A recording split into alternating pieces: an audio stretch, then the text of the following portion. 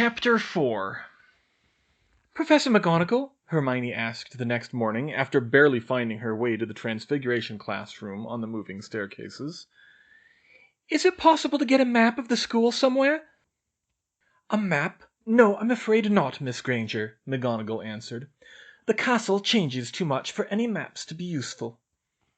"But couldn't you just mark where all the moving staircases go, ma'am? That would make it easier." "No, it's a little more complicated than that.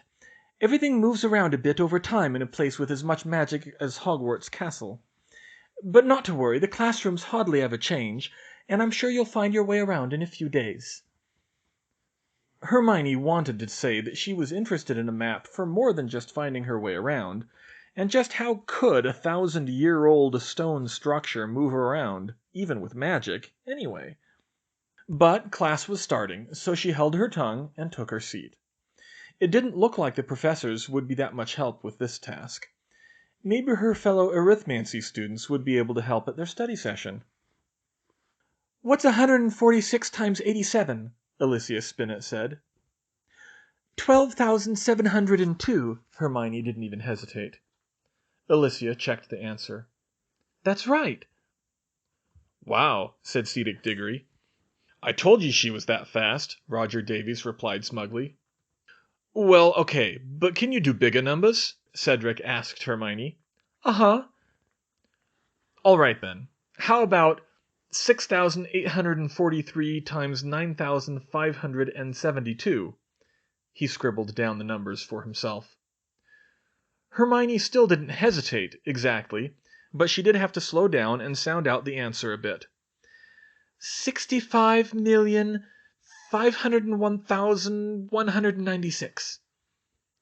It took Cedric nearly a minute to check the answer, but he was amazed to find that was also correct.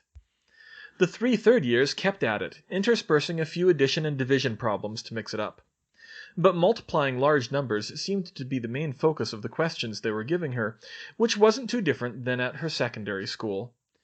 Wizards, of course, didn't know about other common challenges, like finding the 13th root of a 39-digit number, which was, in fact, quite easy, because, working with only quill and ink, it would have been nearly impossible for them to find a 39-digit number that was a perfect 13th power in the first place. A small crowd, mostly composed of Ravenclaws, started to gather around as Hermione solved every problem correctly. No easy feat, even for her. Most of them in her head. "Hey, I saw somebody do this once in a play," Alicia said. "What day of the week was 14th of September, 1194? It took her only a couple of seconds. "Wednesday." Alicia paused for a moment, then picked up her copy of A History of Magic. After flipping around for a couple minutes and thinking about it, she said, "Yeah, that's right." "Whoa," several of the spectators said. 24th of March, 1603, one of them threw out. "Which calendar?" Hermione shot back. "What?" But she already had the answer. "It was a Thursday on the Julian calendar, which was in use in Britain at the time, but a Monday on the Gregorian calendar, which was in use on the continent." The spectators all looked at each other, having not even thought of that problem. "All right, Granger," Roger said with an evil grin. "Try this one." He slid across a piece of parchment to her on which she was expected to multiply 2 10-digit numbers. He had been silently and carefully hiding what he was writing for the past 5 minutes, clearly needing the time to work out the problem for himself. "Oh," several people said. Hermione got right to work. The bystanders gasped when she started writing out the digits of the answer directly, 2 by 2, without getting into those messy rows of addition that normal people used. It took her a little over a minute, but she put her quill down and confidently crossed her arms. "There's no way that's right," one of the bystanders said. "Check it," said another.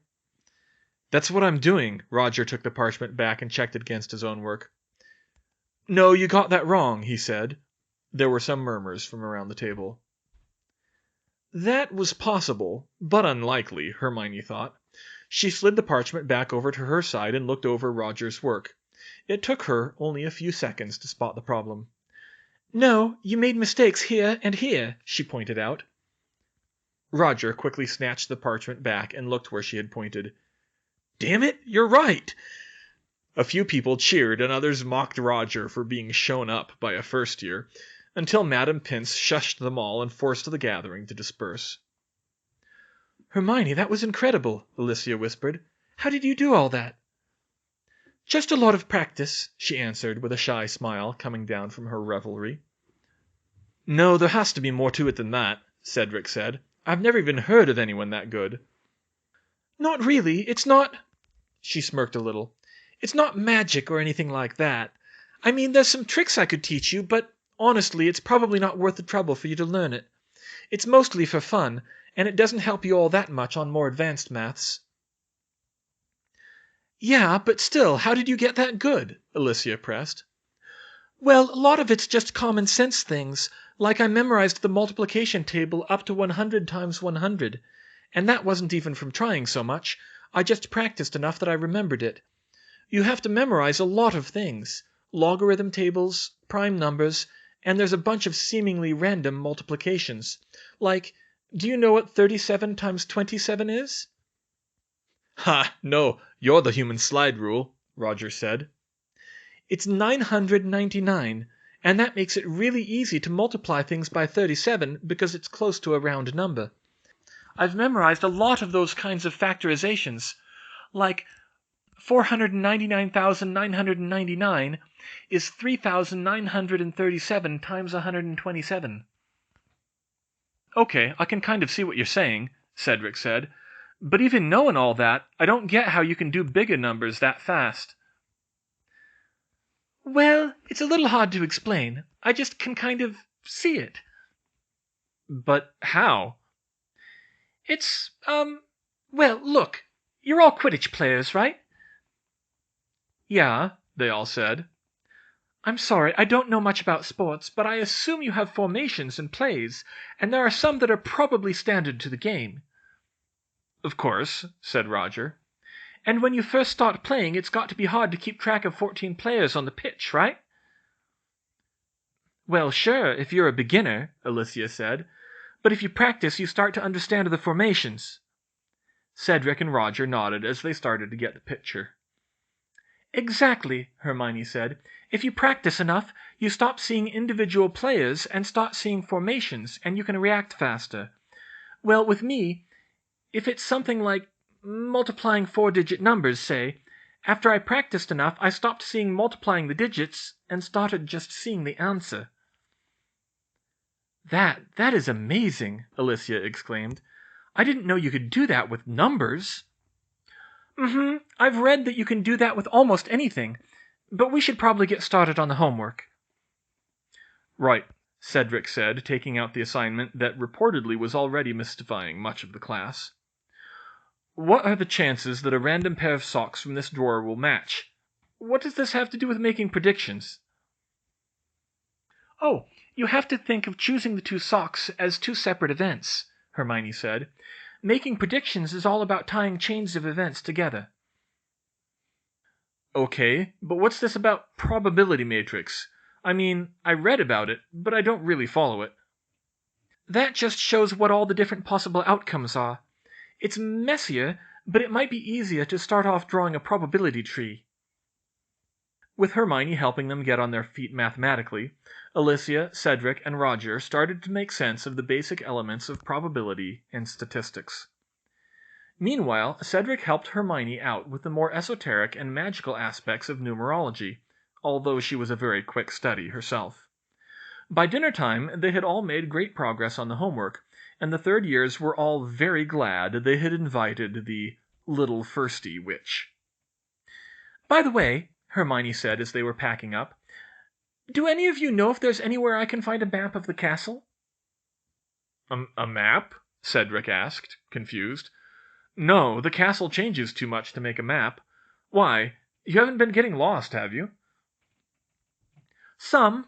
I took a wrong turn on the way to Transfiguration this morning, and almost got detention from Mr. Filch because I wound up near the Forbidden Corridor."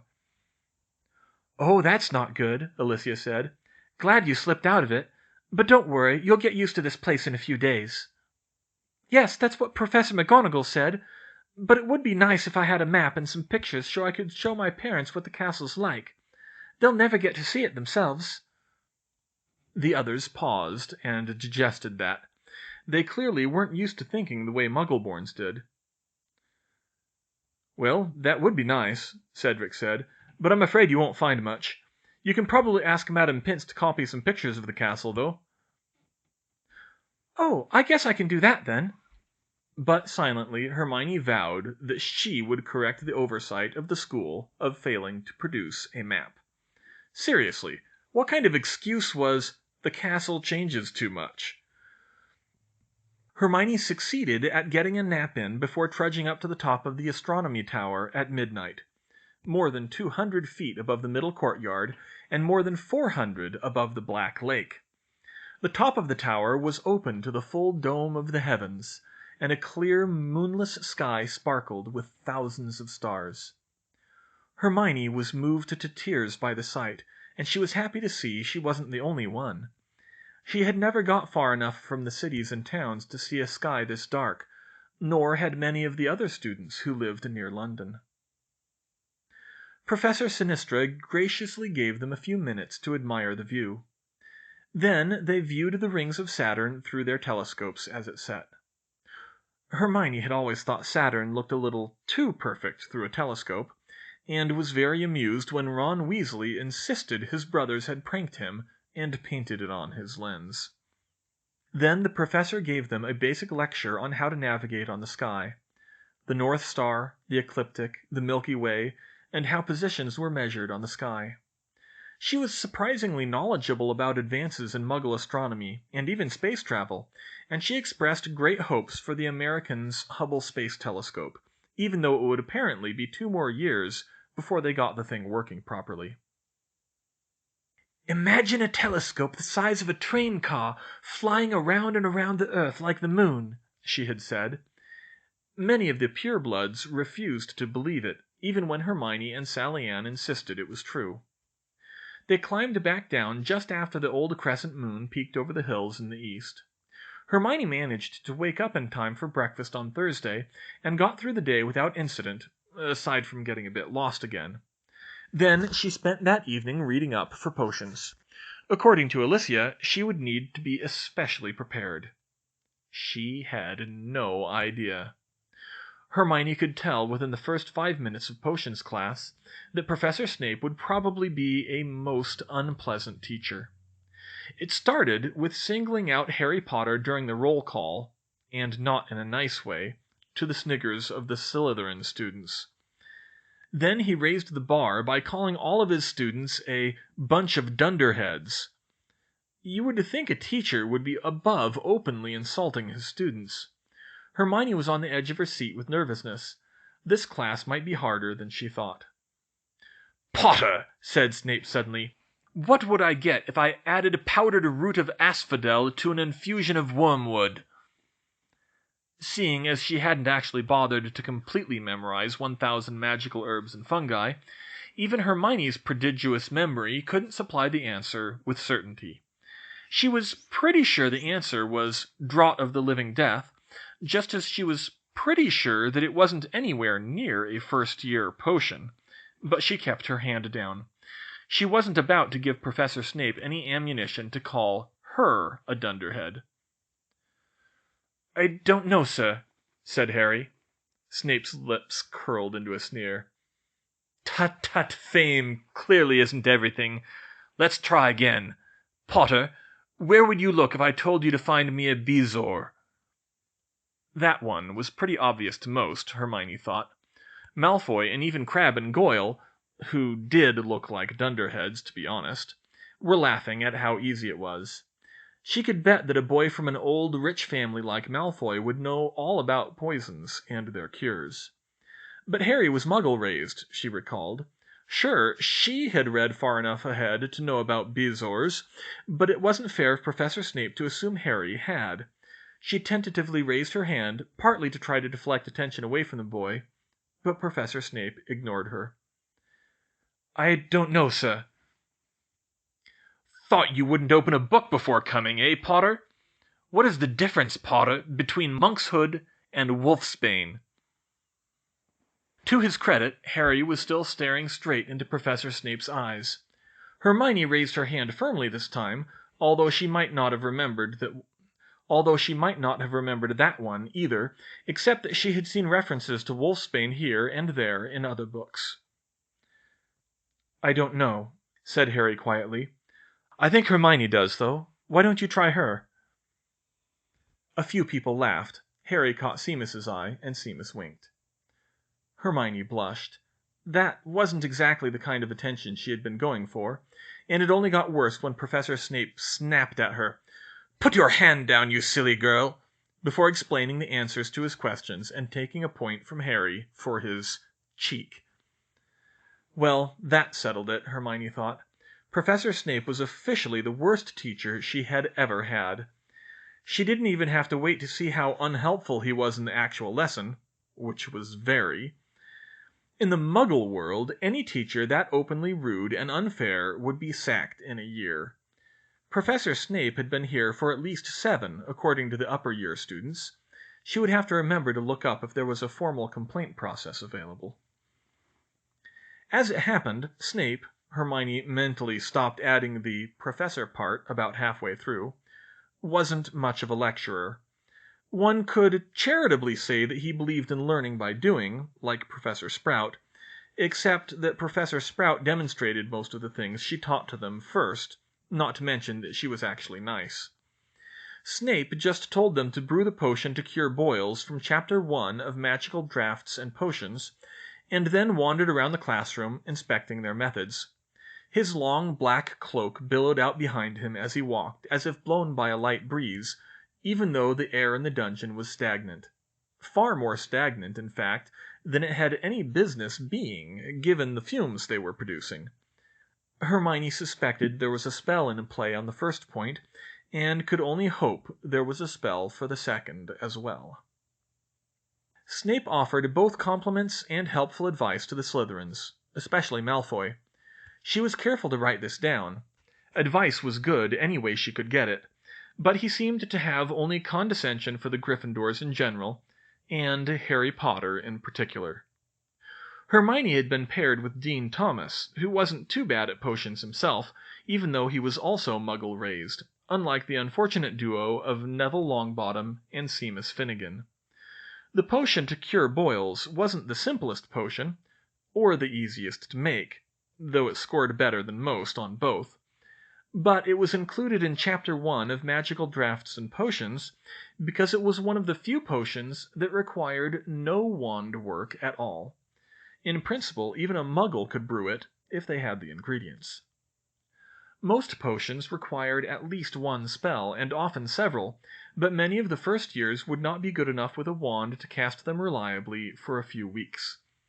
The most common spell in potion making was the charm to make the ingredients dissolve properly. After all, snake fangs and porcupine quills would not dissolve very well under any normal circumstances.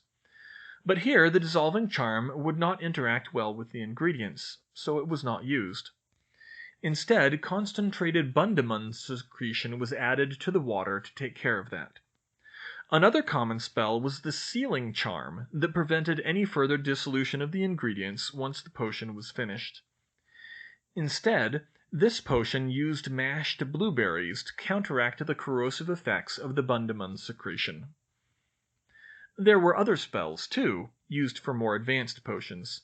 Spells to add magical energy directly to the mixture, spells to protect any living matter that got into the cauldron, reducing the need for gloves, spells to only dissolve certain ingredients, or to speed up or prevent certain reactions between them.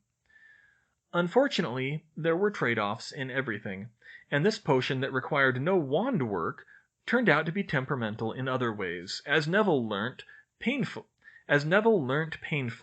when he melted down Seamus's cauldron, giving himself severe boils instead of curing them. Since Snape was so unhelpful, just sending the two of them to the hospital wing without explanation, or sympathy, it took Hermione a while flipping back and forth through the course books later to figure out what had happened. and to do it she had to forget almost everything she knew about chemistry, or even cooking for that matter, and start thinking, she couldn't think of any better analogy, like a poet. The Bundeman secretion was corrosive, and also caused decay. The porcupine quills were barbed, and thus scratched things badly, much more than the snake fangs.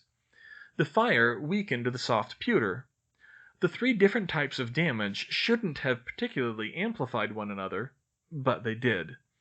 Any two of them the magically reinforced cauldron could withstand, but all three together were too much for it. When Neville added the porcupine quills without taking it off the flame, the cauldron melted.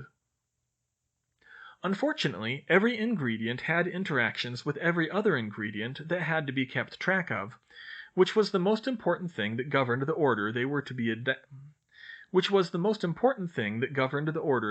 added. No wonder inventing new potions was supposed to be so difficult. But it all made sense in a poetic medieval sort of way if you thought about how you might expect things to work if you'd never been taught any actual science. Some of the ingredients were used the way you would expect anyway. Bundeman secretion was a solvent. Nettles had known medicinal properties. Horned slugs were a thickening agent. Yet, on another level, the ingredients seemed to be almost metaphorical. Live horned slugs didn't do much. Therefore, stewed ones didn't interact much with other ingredients. Porcupine quills and snake fangs were best known for penetrating skin. Therefore, even crushed, they would help the skin absorb the final products. Blueberries grew in acidic soil. Therefore, they could counteract the corrosive effects of the Bundeman secretion. This metaphorical dimension also probably had something to do with why some ingredients had to be prepared at a certain time of year or phase of the moon in more advanced potions. Hermione thought that Magical Drafts and Potions did a really poor job at explaining all of this because it treated all the ingredient properties and interactions the same. That would be fine for a catalog or reference book, but to teach the conceptual principles of potions demanded more discussion on the multiple ways in which one needed to think about the same ingredients. One other good thing about the potion to cure boils, setting it apart even from the other recipes in Chapter 1, was that it was easy to see how well it turned out from the final color. Brewed properly, it was supposed to be a soft, soothing light blue. This allowed Snape to grade the potions on the spot when they turned in samples at the end of class. A nice touch for the first class, Hermione thought, although she suspected Snape really did it so he could get in a few more digs at them. Sure enough, Draco Malfoy and Gregory Goyle, whom Malfoy didn't allow to do any difficult work, got an outstanding grade. Harry and Ron were graded a poor. Hermione and Dean received, grudgingly she thought, and exceeds expectations, while poor Neville and Seamus got a 0 for the day. Hermione woke on Saturday morning to the excited chatter of her roommates who were happy to have a free day. Free was a relative term, of course, since they still had homework, but Lavender and Parvati seemed to be in the mood to put that off until tomorrow. Hermione, on the other hand, had got as much as she could done in the free period yesterday afternoon and last evening. She was looking to take a break from schoolwork herself today, but for a different reason. "What about you, Hermione? What are you doing today?" Parvati asked her. "Me? Oh, I just thought I'd explore the castle for a while," she said innocently. "Oh, well, be careful with that. You don't want to get lost," Lavender said. "I heard the unused parts of the castle can shift around and trap you so you can't find your way out." "What? Where did you hear that?" Hermione said. "The Weasley twins told me. I mean, sure, they might have made it up, but I'm not about to risk it." Parvati rolled her eyes at Lavender. "Anyway, we were going to check out the grounds this afternoon. You should come along." "Well, maybe," Hermione said noncommittally. "I'll see how the morning goes." Later, when she came back up from breakfast, Hermione dug out her small drafting kit and a book of graph paper. She didn't use them all that much, but they were great for geometry and would be even better for map making. She would show everyone who said she couldn't make a map of the castle. She would just need to measure everything out.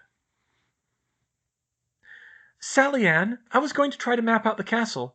Do you want to, come along?" she asked before getting started.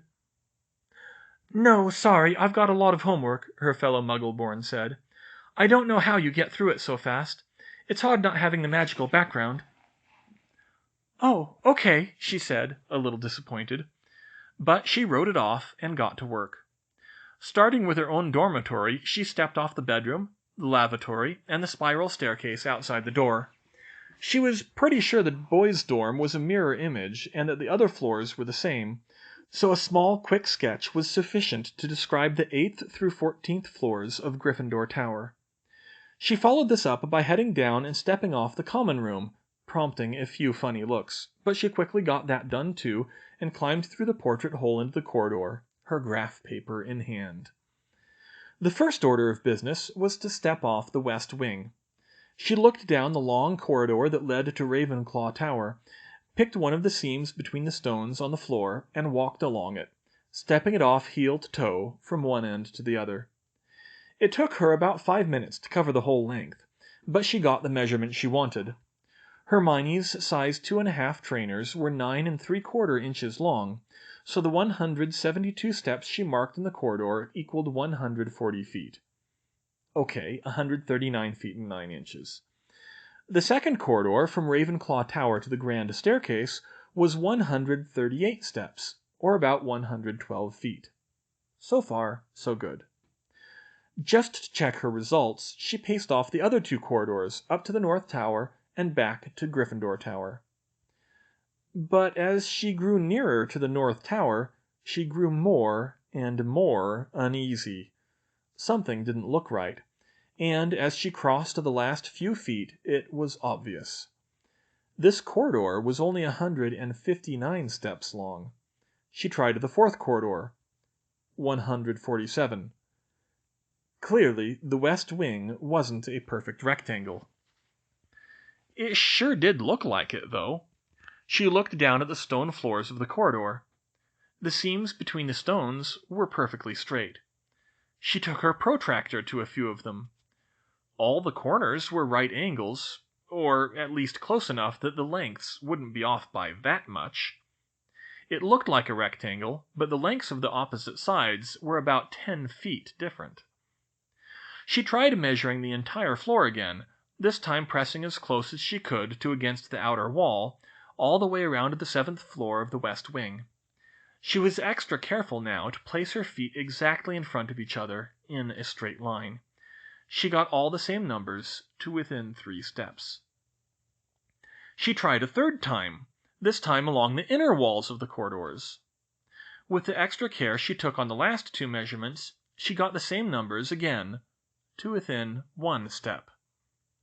It took only a few seconds of mental math to figure out that this was physically impossible. If the castle weren't a perfect rectangle, there should have been a larger difference than that between one side of the corridors and the other, no matter what the angles were. The only explanation, and because she had dabbled in the works of Lovecraft, she shuddered a little as she thought it, was that Hogwarts Castle was not built on Euclidean geometry. Hermione Granger wasn't about to give up, though. That would certainly make mapping the castle a pain, but the differences were only about 10%. She could just take an average length to draw it as a rectangle, and then write in the actual measurements. At least she wouldn't have to be quite so careful about doing it exactly right. Within a couple feet would be good enough, since the castle didn't seem to want to cooperate on exact measurements anyway. By now, almost 2 hours had gone by, but she figured she might as well keep on going until lunchtime. She went down to the 6th floor to pace off that as well and see if it was any different. And it was a good thing she did, because when she got to the south corridor, the one that had been 138 steps long on the 7th floor, she found it was 145 steps on the 6th floor.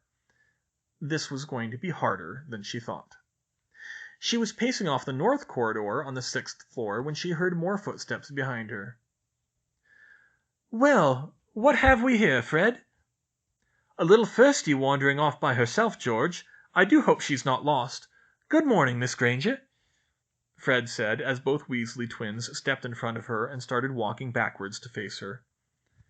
Hermione looked up from her feet to glance at each of them. "Hello, Fred, George," she said, trying to hide her discomfort around the notorious pranksters. "And what are you up to on this fine morning?" George asked. "Well, oh, what could it hurt? I was trying to make a map of the castle. I'm trying to measure the corridors." She considered asking what they were up to, but quickly decided she didn't want to know. "A map of the castle, Fred." The twins shared a knowing look and started laughing. "What? What's so funny?" "Oh, nothing," said Fred. "It's just we've never heard of anyone making a map while we've been here." "And measuring the corridors with your feet," George added. "I'd say that takes quite some dedication, wouldn't you, Fred?" "That I would, George." "Are you even counting your steps, Miss Granger?" "Of course," she said. 121, 122, 123. "Through this entire conversation?" George asked. "Yes." "Without losing count?" Fred added. She smirked in spite of herself. This proved to be a bad idea, since they took it as a challenge. So you wouldn't mind if we called out random numbers like 162, 105, 139, 77. But she didn't even slow her pace. Hermione Granger did not lose count. 135, 136, 137. I think we've been had, Gred." "Well, Forge, we did hear Alicia talking about this one. We'll have to keep on our toes around her." "She's clearly a clever one." 147, she said, reaching the end of the corridor. That one was the same," she mused as she marked the measurement on her map. "The same as what?" one of the twins asked. She'd lost track of which by now. "The 7th floor." They stared at her in confusion. "The south and west corridors are different lengths on the 7th floor," she explained. "What?" the twins said at once. All 4 sides are different from each other, even though the quad is a rectangle." "Is that even possible?" One of them snatched her map out of her hand and started looking over her measurements. "This can't be right. We would have noticed it on—" He stopped as the other twin coughed. "Now I really think we're being set up, George." "Indeed, Fred," George said with an evil grin. "If you're looking for a prank war, Miss Granger, we'd be happy to oblige." It's not a prank," Hermione said nervously, taking a step back. You can step it off for yourselves." Fred and George looked at each other, no longer mischievously, but with genuine curiosity. "I think this calls for investigation, brother," said Fred. "I quite agree. If Miss Granger can discover something about the castle in a week that we haven't in 2 years, she could be a valuable ally." "Well, I'm not looking to prank anyone, if that's what you mean." Fred and George looked unconvinced. "May I have my map back, please? I want to try to pace off a couple more floors before lunch." "Of course." Fred handed back her graph book. "And good luck with your mapping." "Thanks." Hermione backed away, not wanting to take her eyes off the pair until she reached the staircases to go down to the 5th floor. She kept working. The small windows that lined the quad had no sills to speak of. She was able to poke her head out one of them and ran her eye down the sheer wall. It was perfectly straight. She tied an eraser from her drafting kit to a string to make a plumb bob to check the walls. She tried it on both the 5th floor and back up on the 7th floor. All the walls were vertical. From those 2 facts, every floor of the West Wing should have been exactly the same shape and size. And yet, not only were the measurements different on each floor, but the perimeter of each floor she paced off was about 10 feet larger than the floor above. It was while she was stepping off the 4th floor, trying to get around it quickly to avoid going too far into the lunch hour, that another unwanted attendant spotted her. Hermione tried to ignore the scraggly-looking tabby as it meowed menacingly at her. She momentarily thought she had dodged a bullet when Mrs. Norris ran away, but somehow, just a few seconds later, Argus Filch came around the corner. Hermione's only direct run-in with the caretaker at the third-floor corridor on Wednesday had not been pleasant, and most of what she'd heard from the other students was worse. "You there! What are you doing?" Filch wheezed. The direct approach was probably best here. "I'm measuring the corridors, sir." "I can see that. What are you up to? Aiming fireworks? Spreading slippery solution?